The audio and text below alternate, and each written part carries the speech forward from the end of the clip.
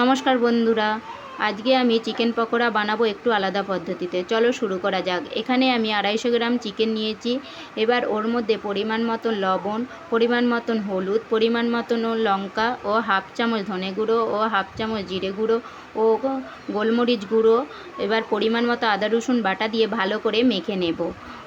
মাখা হয়ে গেলে ঢাকা দিয়ে 30 মিনিট রেস্টে রেখে দেব।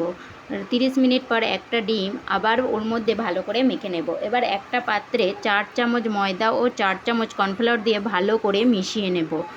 মেশানো হয়ে গেলে এবার মাংসের টুকরোগুলো এক এক করে হাতের সাহায্যে এইভাবে চেপে চেপে কোট করে নেব। সবগুলো কোট করা হয়ে গেলে এইভাবে ঝেড়ে নেব। ঝাড়া হয়ে গেলে একবার একটা কড়াইয়ে তেল গরম করে নেব। তেল গরম হয়ে গেলে এক এক করে মাংসের টুকরোগুলো ওর মধ্যে দিয়ে উল্টে পাল্টে অল্প আঁচে ভেজে নেব। ভাজা হয়ে গেলে একটা পাত্রে তুলে নেব। দেখো পরিবেশনের জন্য রেডি।